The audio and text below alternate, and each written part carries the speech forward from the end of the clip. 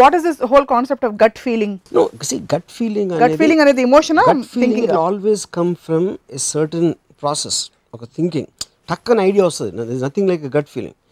మీకు అది చేయాలనిపించింది, ఇదే కరెక్ట్ అనిపించింది ఆ పర్టికులర్ టైంలో. ఎందుకంటే మీరు రేషనల్గా థింక్ చేసినప్పుడు మీరు కాన్షియస్ అవ్వకపోతే you think it's a gut feeling. So it's again rational thinking అంటారు. 100%.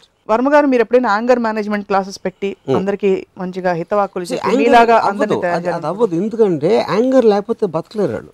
Because they are so dumb and stupid. They need to feel an emotion. ఎందుకంటే లాజికల్ రేషనల్ థింకింగ్కి ఇంటెలిజెన్స్ ఉండాలి, అది వాళ్ళకి ఉండదు. కాబట్టి they live in these kind of కోపం వచ్చేసి, భయం వచ్చేసి, ఏదో ఊహం చేసుకుని అలాంటి ఒక స్టేట్లో ఉంటారు. అన్ని ఎమోషన్స్కి ఇలాగే చెప్తారా మీరు? All emotions, anything which you let it control, including love. నవరసాల్లో ప్రేమ, శృంగార రసాలు కూడా అన్ని మొత్తం. Anything that controls you, be it fear. Basically the only emotion I will keep it out is anandam, happiness, you know.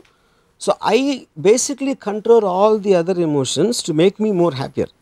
వీళ్ళేమో అన్ని use చేసుకుని వాళ్ళకి ఉన్న హ్యాపీనెస్ అంతా పోగొట్టుకుంటారు. అది నాకు వాళ్ళకి డిఫరెన్స్. అది సో అందరు తెలివి తక్కువ వాళ్ళు, వర్మ గారు ఒక్కరు 100% ఎన్లైటెండ్ కాదు. వర్మ గారు, మీరు దైవాంశ సంభూతులు కాబట్టి.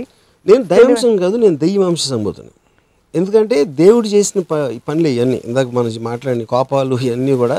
ఎందుకంటే పురాణాల్లో కూడా ఆడి మీద కోపం వచ్చి, భృగు మహర్షి కోపం వచ్చి విష్ణు చెప్పించేసి మాట్లాడితే చెప్పిస్తారు. So obviously that is they can't control. మన గాడ్స్ అయితే కోపాన్ని కంట్రోల్ చేసే సమస్య లేదు. కానీ దెయ్యాన్ని కోపం రావడం ఎప్పుడు నేను వినలేదు. అందుకని నేను దెయ్యవంశ సంభూతుడని నా నమ్మకం. సో మహిళా సంఘాలు మీ దిష్టి బొమ్మలు దగ్ధం చేస్తున్నాయి, వాళ్ళకి మీ మీద చాలా కోపం ఉంది, వాళ్ళకి ఏమన్నా మీరు మంచి మంచి మాటలు చెప్పి మార్చే ప్రయత్నాలు చేస్తారా? చాలా హ్యాపీ ఫీల్ అవుతున్నాను దగ్ధం చేసినప్పుడు. ఎందుకంటే ఒక మంచి విజువల్ అది. నేను ఎంత పాపులర్ అయిపోయినా అని నాకు ఒక ఆనందం వస్తుంది దిష్టి బొమ్మలు దగ్ధం చేస్తే. ఎందుకంటే నేను చేసే అలాగే అలాగే చేస్తూనే ఉంటాను. కానీ వాళ్ళు వాళ్ళ పనులు మానేసుకుని దగ్ధం చేస్తారు. నా అందులో ఒక మనిషి చెయ్యి కాలిందని విన్నా. అది నాకు ఆనందం. ఆనందం అంటే ఎంటర్టైన్మెంట్ ఇస్తుంది. ఎందుకంటే వాళ్ళు చేసిన దాని మూలన నాకు ఏమీ అవ్వదు, ఎవరికి ఏమవ్వదు, నేను పనులు నేను చేస్తాను. కానీ వీడిని ఎలా ఆపాలా అని ఇప్పుడు ఒకవేళ ఆ రేపిస్ట్ ఉన్నాడు అనుకోండి, నిర్భయ కేసు రేపిస్ట్, నేను అరవను. వాడిని ఎలా చంపితే బాగుంటుందని ఆలోచిస్తాను. కానీ కోపం ఉంది మీకు మీది. అది కాదు, I want eliminate, not anger. కాదు మరి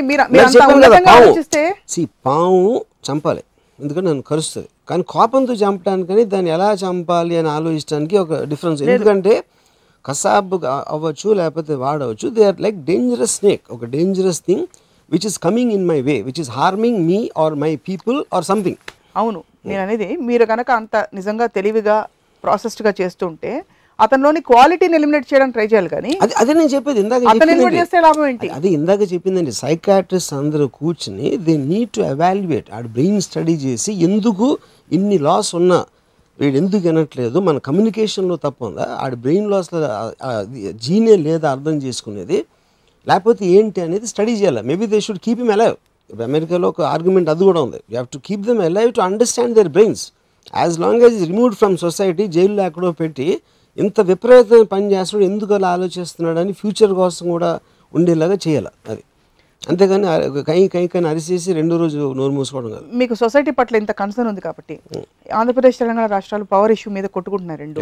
ఇక్కడ తెలంగాణ మంత్రులందరూ కూడా చంద్రబాబు నాయుడు గారిని 420 అని అదని ఇది తిడుతున్నారు. వాళ్ళకి ఏమన్నా మీరు మీ మంచి మాటలు చెప్పి ట్రాన్స్ఫర్మేటివ్ ఎక్స్పీరియన్స్ ఏమైనా ఇస్తారా? ఏం ఎక్స్పీరియన్స్ అంటే? If you can tell them they are angry at that దోచుకుని పోతున్నారు ఆంధ్రప్రదేశ్ రాష్ట్రం వాళ్ళు. ఫస్ట్ ఆఫ్ ఆల్ నేను ఉండి చోట ఎప్పుడు కరెంట్ పోదండి. అసలు నా పవర్ గురించి ఎప్పుడు ఆలోచన. పాయింట్ 1 అది. పాయింట్ 2 అనేది దానికి సంబంధించిన వాళ్ళకున్న కాంప్లెక్స్ ఇష్యూస్ నాకు తెలియదు. దాని మీద నాకు ఏమాత్రం అవగాహన లేదు. అది ఏంటి, ఎవరికి ఉండాలి పవర్, ఏంటి దాని యాక్చువల్ డీటెయిల్స్, ఆ నాలెడ్జ్ నా దగ్గర లేదు. అందుకని నాకు తెలియని విషయం మీద అడ్వైజ్ నేను ఎప్పుడే ఇవ్వను, ఆర్ అబ్జర్వేషన్. చిన్నప్పుడు మీకు తెలిసిన పెద్దవాళ్ళు ఎవరికైనా మీ మీద కోపం వచ్చిందా? అంటే అమ్మకి, నాన్నగారికి? మా అమ్మకి వచ్చేది. మా అమ్మ మా నాన్న మీద వచ్చిన కోపం నా మీద చూపించేది. చాలాసార్లు మా అమ్మ కొట్టింది, మా నాన్నగారి మీద కోపం ఉంది. ఎందుకంటే ఎక్కడో అక్కడ అవుట్లెట్ ఉండాలి కాబట్టి. మీరు మాత్రం ఎప్పుడు కోప్పడలేదు ఇలా చేశారు అలా చేశారు? Never never even as a child? No. Did you have a revealing moment? కోపం అనేది రాకూడదు కదా, అసలు ఎందుకు వస్తుంది అని? See the stupidity. అదే నాకు మ్యాక్సిమం రోడ్ల మీద అరిసే వాళ్ళ గురించి వచ్చి తెలిసిందే. ఎందుకు వాళ్ళు అరిసి దే లుక్ లైక్ జోకర్స్. వాళ్ళ షూస్లోకి వెళ్ళి ఎప్పుడు ఆలోచించలేదు మీరు? అలా తెలుస్తుంది కదా మీకు. మీ కుక్క ఎందుకు వస్తుంది, కుక్కలోకి వెళ్ళాల్సిన అవసరం లేదుగా. ఇంట్లో ఒక గుడిసుంది మీ ఇంటి బయట, కొడాయిలో అక్కడ నీళ్లు రావట్లేదు, వాళ్ళ కష్టాలంటే వాళ్ళకి తెలుసు. మీరు హాయిగా కిటి పక్కన కూర్చుని మీకు కరెంట్ పోదు కాబట్టి లేకపోతే కొడాలి నీళ్ళు వస్తాయి కాబట్టి చెప్పడం ఈజీ. వాళ్ళ పరిస్థితి ఏంటి ఆలోచించారా? వాళ్ళ పరిస్థితి నాకు సంబంధం లేదు, ఎందుకంటే రిలేటివ్ వాళ్ళకన్నా తక్కువ ఇంకోళ్ళు ఎవరు ఉంటారు, నాకన్నా ఎక్కువ ఇంకోళ్ళు ఎవరు ఉంటారు. That is order of nature. బాంబేలో కరెంట్ పోదు, ఇక్కడ కరెంట్ పోతుంది, న్యూయార్క్లో ఎడిషనల్ కరెంట్ ఉంటుంది. So that is an order of nature of advanced civilisations and societies. So దానికి మీరు చేయటం అనేది ఇట్స్ మీనింగ్లెస్, ఎందుకంటే అందరికీ లిమిటేషన్స్ ఆఫ్ పవర్స్ ఉంటాయి, లిమిటేషన్స్ ఆఫ్ పొజిషన్స్ ఉంటాయి. సో పూర్తి యాక్సెప్టెన్స్లో మీరు జీవితాన్ని ఇది తింటే పాము కాటేస్తుంది అంతే అని బతికేస్తున్నారు కాదు. You think of a solution logically, దానికి నా పాయింట్ అది, అంతేగాని నాట్ విత్ ఎమోషన్స్.